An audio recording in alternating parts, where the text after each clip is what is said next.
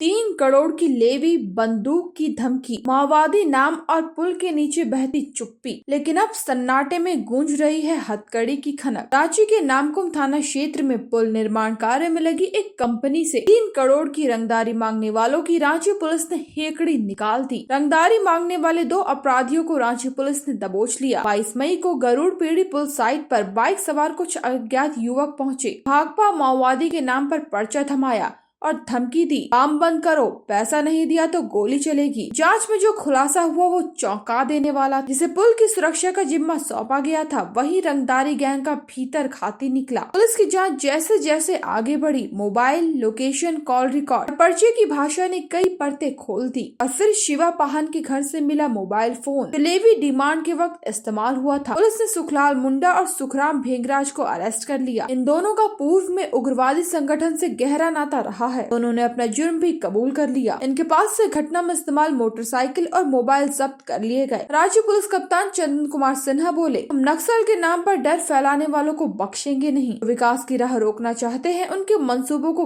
कुचल दिया जाएगा। सुने क्या बोले एसएसपी। 22 मई को जो नामकुम थाना क्षेत्र में जो है गरुड़ पीढ़ी, वहाँ पर एक पुल बन रहा है विशिष्ट मंडल का। तो उसके ठेकेदार से और मुंशी से लेवी मांगी गई थी। लेवी का पर्चा दिया गया था और फिर लगातार फोन आ रहा था कि माओवादी संगठन के हैं, आप 10% लेवी दीजिए, नहीं तो आप पर फौजी कार्रवाई होगी। इस बात का अनुसंधान जो है नामकुम पुलिस ने बहुत ही गहराई से किया और अल्टीमेटली इस पूरे षड्यंत्र का खुलासा हुआ है। 2 व्यक्ति गिरफ्तार हुए हैं। जिस बाइक से वो साइट पे आए थे धमकी देने के लिए, वो दोनों बाइक बरामद हो गया है। जिस मोबाइल से धमकी दी गई थी वो मोबाइल ही बरामद हो गया है।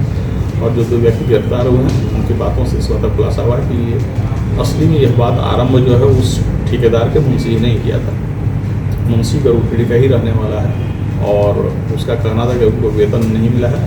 तो इसने डिस्कस किया कैसे पैसा निकाला जाए और तब फिर जो है वहीं गरुड़ पीढ़ी के बगल में एक गाँव है, गाँव का नाम है बुलसूटोला सरंगी।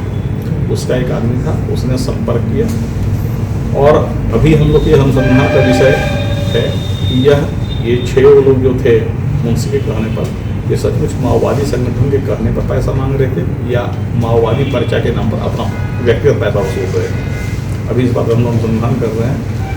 पर जो लोग हैं उन्होंने माओवादी पर्चे का भी उपयोग किया है। उसमें से एक व्यक्ति जो है वो सरेंडर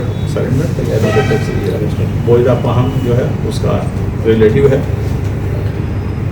इसमें से 3 आदमी है जो 17 CLA उग्रवादी धारा में पहले भी जेल गया है।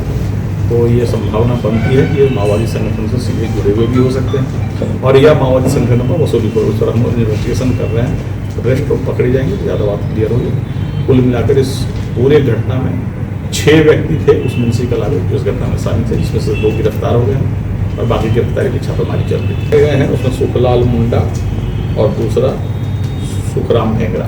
मुंशी इसी में से हाँ, कहे कि 3 आदमी का आपराधिक इतिहास है। 17 CLA में तो उग्रवादी धाराओं में जेल गए हुए हैं। मुंशी भी नहीं, फरार है। मुंशी फरार है। मुंशी फरार है। और जिस मोबाइल से यहाँ धमकी मांगी गई थी उसी नंबर का यूज करके खूंटी के साइबर थाना क्षेत्र में भी एक धमकी मांगी गई है, धमकी दी गई थी। तो और सेम नंबर था, तो एक तरह से वहाँ के भी कहानी का खुलासा नहीं, ये कहने का ये बहाना भी हो सकता है। क्योंकि अगर कोई वेतन के लिए है वो 10 अगर 3 करोड़ का अगर कोई एस्टिमेट है तो 10% 30 लाख होता है। तो कोई वेतन के लिए ऐसा नहीं करेगा, मतलब आपराधिक मंशा मन में थी और वे लोग जुड़े हुए थे, वैसे लोग जो पहले भी उग्रवादी संगठन से जुड़े हुए हैं। अब हम लोग आगे ये इन्वेस्टिगेशन में तय करेंगे कि ये अभी जो माओवादी संगठन है उसका कितना इसमें हाथ था।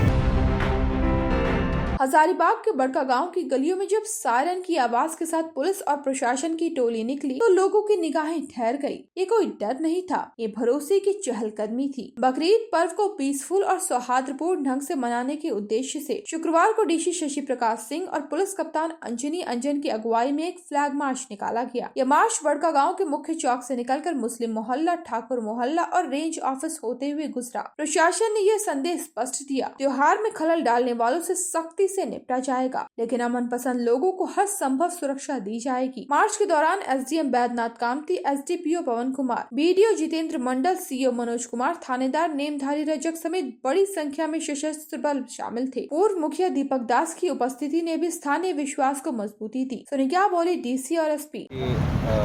अवसर पर जो है हम लोग जितने भी सेंसिटिव एरियाज हैं सभी जगह जो है हम लोग स्वयं निरीक्षण भी कर रहे हैं और हम फ्लैग मार्च कर रहे हैं ताकि लोगों में जो है कॉन्फिडेंस आए और कभी अगर कोई इवेंट है, अगर कुछ उनकी मंशा है तो एक स्ट्रॉन्ग मैसेज हम लोग देना चाहते हैं कि इस तरह की चीज़ें जो है बर्दाश्त नहीं होगी। फोर्स और मजिस्ट्रेट्स का डेपुटेशन किया गया है एवं सभी लोग जो हैं सतर्क हैं। ड्रोन और CCTV के माध्यम से जो है निगरानी रखी जा रही है। तो मैं आशा करता हूँ कि ये शांतिपूर्ण जो है बकरीद पर्व जो है मनाया जाएगा। देखिए, बकरीद के त्यौहार के मौके पे हम लोगों ने आज फ्लैग मार्च निकाला है। फॉलिक महोदय, DSP साहब, DO साहब सब लोग साथ में हैं और हम लोग का संदेश यही है कि आपसी सौहार्द और प्रेम लोग बनाए रखें और शांतिपूर्वक इस त्यौहार को मनाएं। और फ्लैग मार्च के जरिए हम लोगों ने भी उसको अवेयर किया क्या सेंसिटिविटी है, कैसा एरिया है।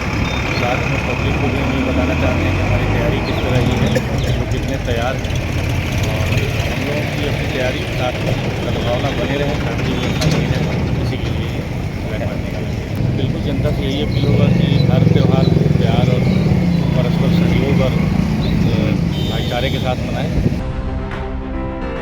राजधानी रांची के होटवार इलाके में आज एक ऐतिहासिक क्षण साक्षी बना। सीएम हेमंत सोरेन ने आज राज्य के पहले मिल्क पाउडर प्लांट की आधारशिला रखी। यह झारखंड के किसानों और पशुपालकों के भविष्य की एक नई इबारत थी, जहां एक ओर हरिवंश टाना भगत स्टेडियम में जन समूह उमड़ा था, वहीं दूसरी ओर मंच से सीएम की आवाज किसानों के हौसले को सहला रही थी। किसान सिर्फ अन्नदाता नहीं, झारखंड के आर्थिक कलेवर के शिल्पकार है। सीएम का स्वर दृढ़ था, व्यावसायिक खेती, पशुपालन और दुग्ध उत्पादन, यही वो त्रिवेणी है जिससे झारखंड को आत्मनिर्भरता की ओर मोड़ा जाएगा। उन्होंने महेंद्र सिंह धोनी का उदाहरण देकर किसानों में उत्साह भरा। उन्होंने कहा, जब एक अंतर्राष्ट्रीय क्रिकेटर खेती से मिसाल बन सकता है तो किसान क्यों नहीं। सीएम हेमंत सोरेन का सपना है कि आने वाले 5 से 7 सालों में झारखंड इतना सक्षम होगा कि दूध, मछली, मीट के मामले में हम न केवल आत्मनिर्भर बनेंगे बल्कि दूसरे राज्यों को भी निर्यात करेंगे।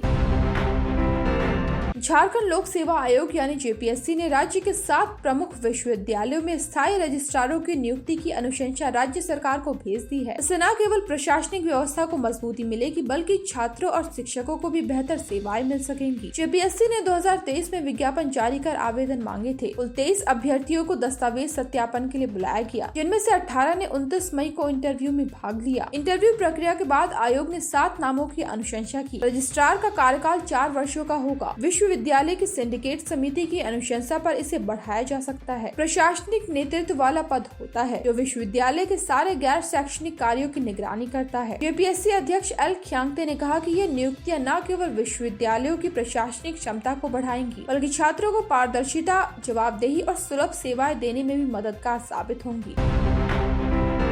यूपी के मेरठ से एक दिल दहला देने वाली वारदात सामने आई है। 12वीं की छात्रा आस्था और तनिष्का की बेरहमी से हत्या कर दी गई। उसका सिर धड़ से अलग कर दिया गया और हत्यारे सिर साथ ले गए। धड़ को रजबहे में फेंक दिया गया। मौके पर पहुंची पुलिस को सिर कटे बदन में लिपटे सलवार की जेब में एक कागज का टुकड़ा मिला, जिस पर एक मोबाइल नंबर लिखा था। यही सुराग बना पूरे हत्याकांड की पहली कड़ी। फोन किया गया और सामने से आया एक किशोर दोस्त। पुलिस जाँच में सामने आया कि आस्था का प्रेम संबंध था, इसे परिवार मंजूर नहीं कर पाया। शक के आधार पर पुलिस ने आस्था की मां, 2 नाबालिग भाई, 2 मामा और ममेरे भाई को उठा लिया। आस्था सीआरपीएफ जवान रमेश कुमार की बेटी थी। पिता की पोस्टिंग छत्तीसगढ़ में है। परिवार ने आस्था की गुमशुदगी की सूचना तक नहीं दी। जब पुलिस घर पहुंची, मां और भाइयों का जवाब बेताल की कहानियों जैसा था। उन्होंने पहचानने से इनकार कर दिया, इसलिए शक की सुई और गहरा गई। मृतका के ममेरे भाई मंजीत उर्फ मोनू से पूछताछ में अहम खुलासे हुए। वहीं पुलिस गंग नहर में सिर की तलाश में जुटी है। पुलिस का दावा है कि बहुत जल्द पूरा घटनाक्रम सामने आ जाएगा।